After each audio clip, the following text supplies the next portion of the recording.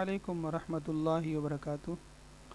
پچھلی قسط یعنی قسط نمبر 40 میں مسلمانوں کو جو کفار کی طرف سے تکالیف دی جاتی تھیں ان کا تھوڑا سا اجمالی ذکر کیا، اور آئندہ قسط کے اندر رسول اللہ صلی اللہ علیہ وسلم پر دست درازیاں اس کے بارے میں بات ہوگی۔ تو قریش نے بالآخر وہ حدیں توڑ دی جنہیں ظہور دعوت سے اب تک عظیم سمجھتے اور جن کا احترام کرتے آ رہے تھے۔ در حقیقت قریش کی اکڑ اور کبریائی پر یہ بات بڑی گراں گزر رہی تھی کہ وہ لمبے عرصے تک صبر کریں، چنانچہ وہ اب تک ہنسی اور ٹھٹھے اور تحقیر اور استہزاء، تلبیس اور تشویش اور حقائق کو مس کرنے کا جو کام کرتے آ رہے تھے، اس سے ایک قدم آگے بڑھ کر رسول اللہ صلی اللہ علیہ وسلم کی طرف ظلم و تعدی کا ہاتھ بھی بڑھا دیا۔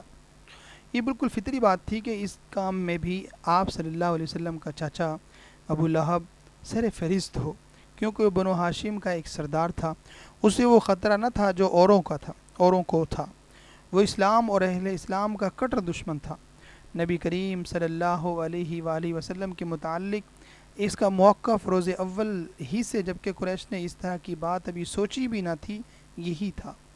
اس نے بنو ہاشم کی مجلس میں جو کچھ کیا، پھر جو ہے کوہ صفا پر جو حرکت کی، اس کا ذکر پچھلی ہم قسط میں آپ کے سامنے عرض کر چکے ہیں۔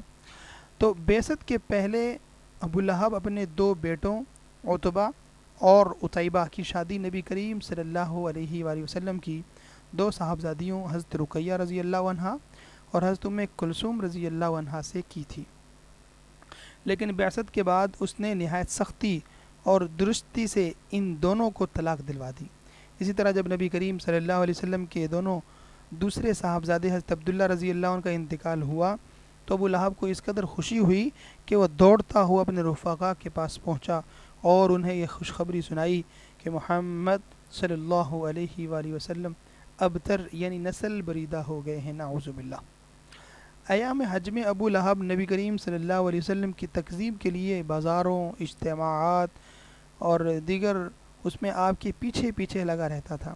صرف تکذیب ہی پر بس نہیں کرتا تھا بلکہ پتھر بھی مارتا رہتا تھا، جس سے آپ صلی اللہ علیہ وآلہ وسلم کی ایڑیاں خون آلود ہو جاتی تھیں۔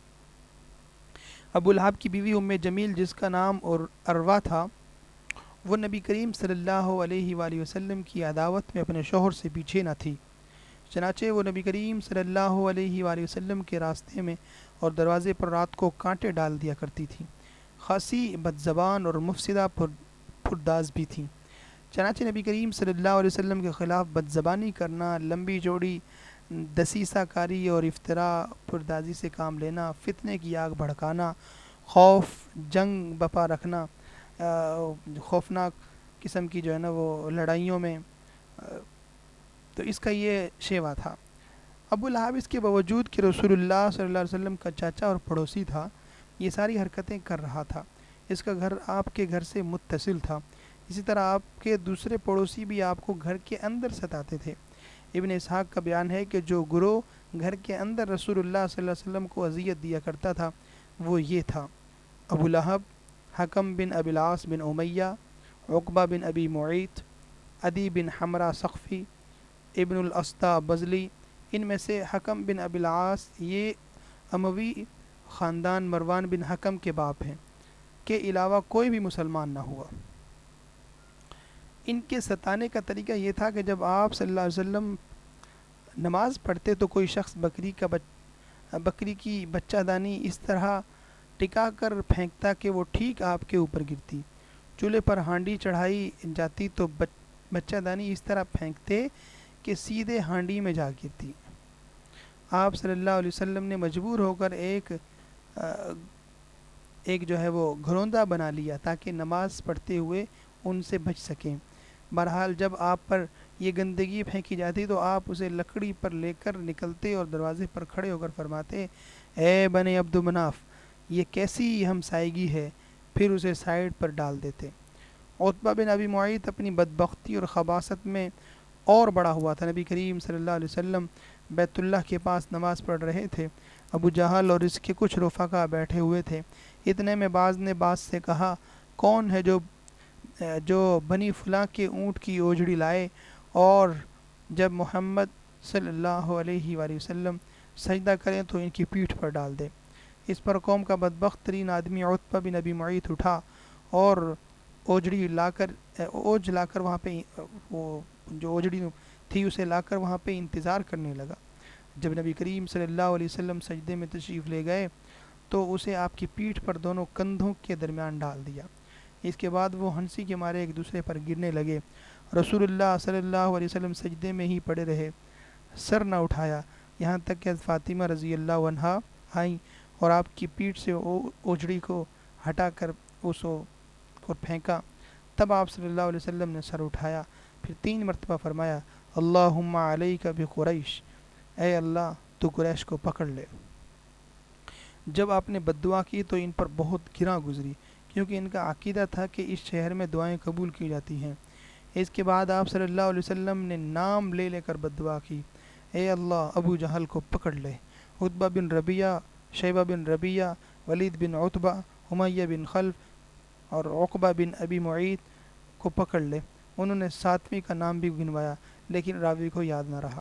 حضرت ابن مسعود رضی اللہ عنہ فرماتے ہیں کہ اس ذات کی قسم جس کے ہاتھ میں میری جان ہے، میں نے دیکھا کہ جن لوگوں کے نام رسول اللہ صلی اللہ علیہ وآلہ وسلم نے گن گن کر لیے تھے، سب کے سب بدر کے کنویں میں مقتول پڑے تھے۔